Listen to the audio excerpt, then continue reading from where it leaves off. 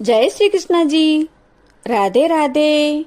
आप सबको मेरा ढेर सारा राम राम और प्यार भरा नमस्कार। आज मैं आपको कार्तिक मास कथा सुना रही हूँ। इस कार्तिक मास कथा में कुल 35 अध्याय है, जो मैं आपको एक एक करके प्रत्येक वीडियो के माध्यम से सुनाऊंगी।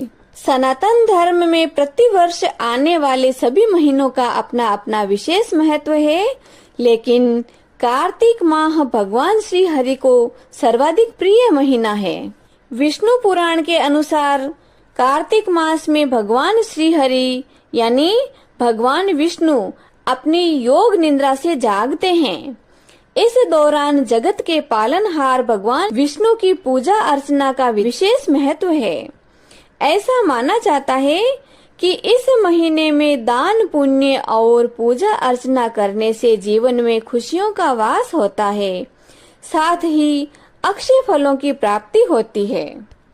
कार्तिक स्नान करने के लिए हमें ब्रह्म मुहूर्त में जागकर यानी सुबह जल्दी उठकर गंगा अथवा किसी भी जलाशय में स्नान करने के लिए जाना चाहिए। यदि हमारे पास कोई नदी और जलाशय नजदीक में नहीं है तो हमें अपने घर पर स्नान करते समय गंगा मैया की भावना को साथ में रखना चाहिए। गंगा की भावना को साथ में रखकर स्नान करने से मनुष्य करोड़ों जन्मों के पापों को धो डालता है। 7 समुद्रों तक की पृथ्वी को दान करके जो फल प्राप्त होता है वह कार्तिक मास में स्नान और दान करने से सहज ही प्राप्त हो जाता है, क्योंकि यह संसार अन्न के आधार पर ही जीवित रहता है। अतः कार्तिक मास में अन्न दान सर्वश्रेष्ठ कहा गया है। तो आप बड़े प्रेम, श्रद्धा और आदर भाव से कार्तिक मास कथा के अध्याय का श्रवण करें। बोलो श्री विष्णु भगवान की जय। कार्तिक के राई दामोदर भगवान की जय। अब हम कार्तिक मास महात्म्य कथा के 6वें अध्याय का श्रवण करते हैं। नारद जी बोले कि 2 घड़ी रात रह जाए तब उठकर तिल, कुशा, अक्षत, पुष्प, धूप, दीप आदि लेकर पवित्र होकर किसी नदी, तालाब, कुआं आदि जलाशय पर जाए। मनुष्य द्वारा बनाई हुई नहर तथा देवताओं द्वारा बनाई हुई नदियों में व संगम में स्नान करने से 10 गुना फल होता है और तीर्थों में स्नान करने से उससे दुगुना फल होता है। भगवान विष्णु का स्मरण करके स्नान का संकल्प कर तीर्थ तथा देवता आदि को क्रम से अर्घ्य दें और कहें कि हे ऋषिकेश, इस मेरे अर्घ्य को स्वीकार करिए। आपको बारंबार नमस्कार है, आपको बारंबार प्रणाम है। वैकुंठ में, प्रयाग में अथवा बद्रिकाश्रम में जहाँ मुनि, वेद और यज्ञों सहित जहाँ 3 प्रकार से भगवान विष्णु ने पद स्थापित किया है, वहाँ सब देवता हमारी रक्षा करें। हे भगवान कृष्ण, कार्तिक मास में दिए हुए इस अर्घ्य को आप ग्रहण कीजिए। भागीरथी, भगवान विष्णु, देवादिदेव महादेव और भगवान सूर्य आदि का ध्यान करके जल में प्रवेश करें तथा नाभि पर्यंत जल में घुसकर विधि पूर्वक स्नान करें। गृहस्थी लोग तिल और आंवले के चूर्ण को शरीर पर मलकर स्नान करें।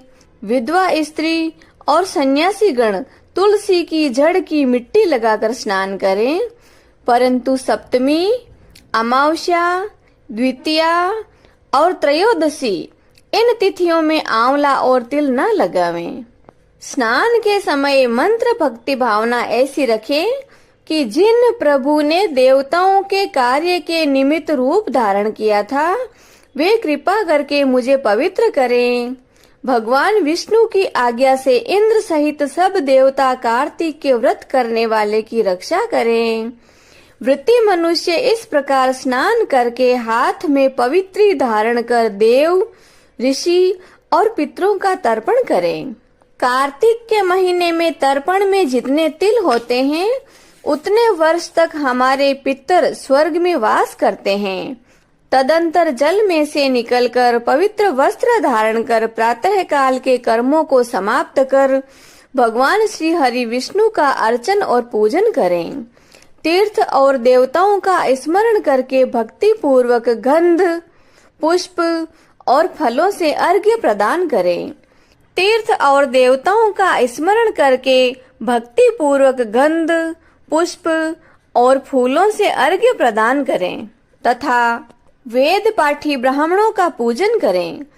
ब्राह्मण स्वयं भगवान विष्णु रूप है, इसीलिए अपना कल्याण चाहने वाले कदापि इनका अपमान और विरोध न करें।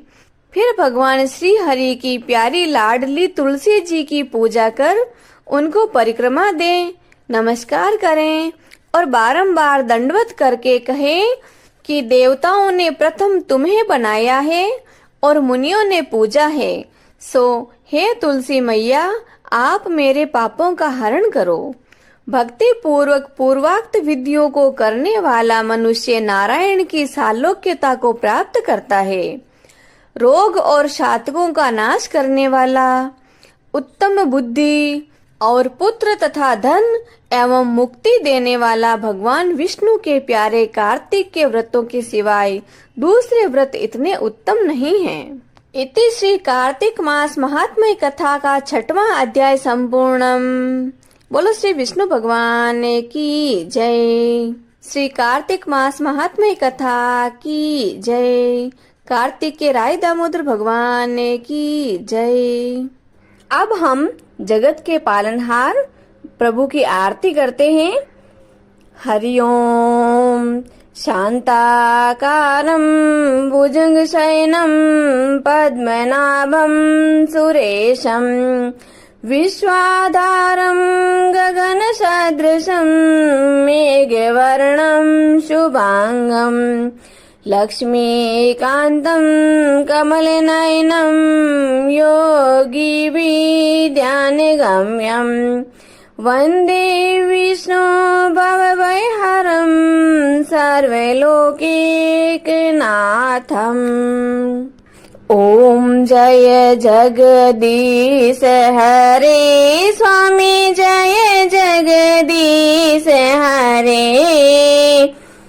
भक्त जनों के संकट, दास जनों के संकट क्षण में दूर करे। ओम जय जगदीश हरे।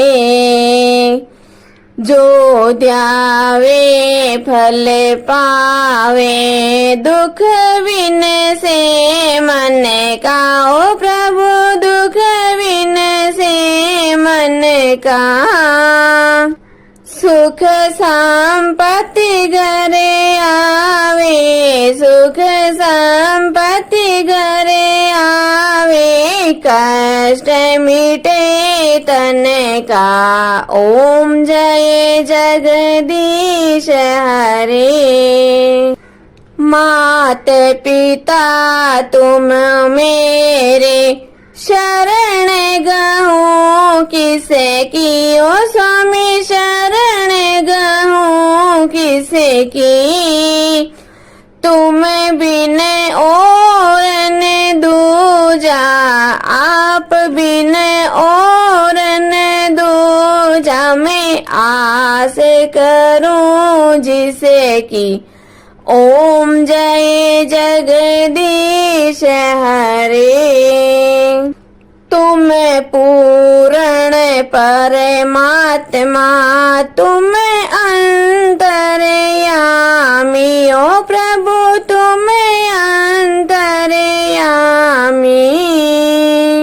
पार ब्रह्म परमेश्वर, पार ब्रह्म परमेश्वर, तुम सबके स्वामी। ओम जय जगदीश हरे। तुम करुणा के सागर, तुम पालन करता। ओ स्वामी आप पालन करता। मैं मूरख खले कामी, मैं सेवक आप स्वामी, कृपा करो भरता, ओम जय जगदीश हरे। तुम हो एक अगोचर सबके प्राणपति, ओ प्रभु सबके प्राणपति। किस विध मिलो दयामय, किस विध मिलो कृपामय, आपको मैं कुमति, ओम जय जगदीश हरे। दीन बंधु दुख हरता, ठाकुर तुम मेरे हो, प्रभु रक्षक आप मेरे। करुणा हाथ बढ़ाओ, श्रद्धा प्रेम बढ़ाओ, द्वार पड़ा तेरे, ओम जय जगदीश हरे। विषय विकार मिटाओ, पाप हरो देवा हो, स्वामी कष्ट हरो देवा। श्रद्धा भक्ति बढ़ाओ, करुणा प्रेम बढ़ाओ, संतन की सेवा, ओम जय जगदीश हरे।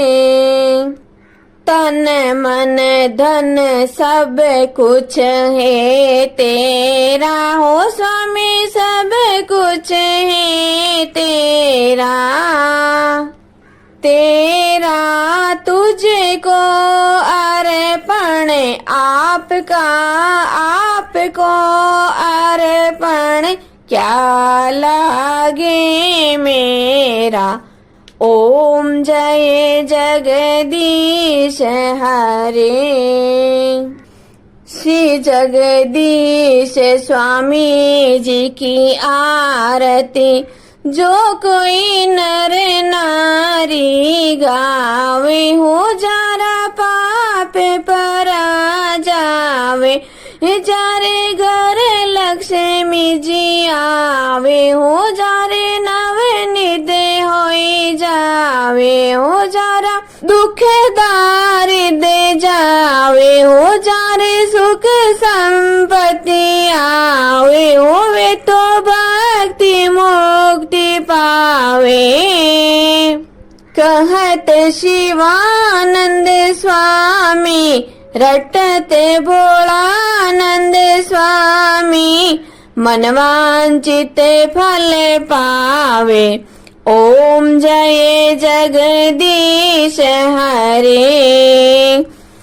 ओम जय जगदीश हरे, ओ स्वामी जय जगदीश हरे, ओ प्रभु जय जगदीश हरे। भक्त जनों के संकट, दास जनों के संकट, क्षण में दूर करे दाता, पल में दूर करे, ओम जय जगदीश हरे। बोले श्री विष्णु भगवान की जय। आज के आनंद की जय। जय श्री कृष्णा जी। राधे राधे।